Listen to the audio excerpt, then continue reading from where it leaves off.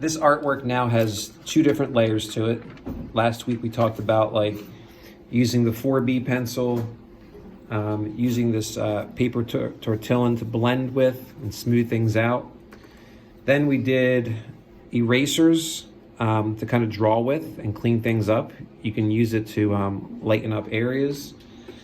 And a couple of tools to finish up today.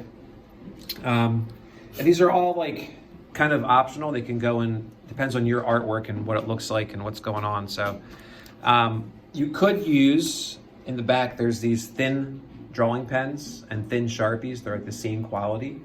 If you want something to really stand out, now that we've drawn on this for a while, if you want to come over and go over top of something and give it that bolder line, you can certainly do that with one of these thin. In your folders, we have these. This fine point Sharpie, it's a little bit thicker than that. This also looks nice. It can be used on top of pencil. And another thing we haven't used yet, color. So one of the best ways to add color to vellum in this paper are color pencils. I personally, I don't think I need a lot because it's mostly black and white. I have that light blue underneath of it. If you really had the need for color to it though, I mean, I picked orange for this one because it's like the opposite of blue. You can use these colors in 1, 2, 3 different places. So obviously you can come and use this right on top of it and it shows up well. You can also do this. You can flip these upside down. And if I'm looking at the back of this, I can sort of add color underneath of this. It gives it a little bit of a different feel. I just went over the edge of the line a little bit with that. When I flip it down, it just looks a little bit different than when you color on top. It has almost like a glowing effect because it's underneath of it. The last place you could use it is you can color directly right on here too. So if I want to go underneath it here and I want to add, like, make this door look orange, this is another way to do it. You can sort of color, kind of lift up and tuck and color underneath of something.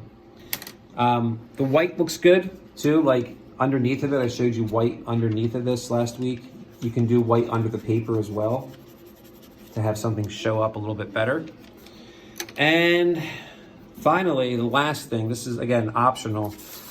If you want to help like lighten an area up, you can do like, if I have a blue paper underneath and I want, like, let's say like this whole area here to be white for some reason, I could take a piece of just white paper and add it underneath of just this one side or one area. I could even do this if I wanted this to kind of fit closely to this shape. It doesn't have to be perfect, but I could come in, and we did some tearing earlier this year where kind of like that ripped and torn field. We did that earlier this year with the cubist work. If I take this, I can kind of like eye it up on top like this. Come in here. Looks kind of nice on that edge over here. I could make smaller pieces too.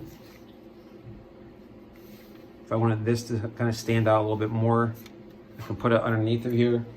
How do you get it to stay there permanently? Use a glue stick. Get the corners and the edges, and you can kind of take these things and sort of like glue them down too for wherever you might need them. So it's another option, taking other pieces of paper, other scraps of paper. I like ripping and tearing just because it all has the same edge and the same feel to it. Could you use scissors? Yeah, you could. But there's no need to try to make it like fit perfectly like a puzzle piece. Just like larger areas is nice. If you want something a little bit more precise, like if I really want to color in this tower over here, then use a white pencil or a colored pencil to kind of fit in. It's much more accurate to do that. But if you want a large area, try ripping and tearing a piece of paper or cutting a piece out. And then you would just glue it to this back piece here. A little bit of glue stick, on this, glue it down, rub it down, push it down. And remember, you can draw on top of this too, so it shows through. We haven't done a lot of drawing underneath of it, but it's a good option because it adds another layer to your work.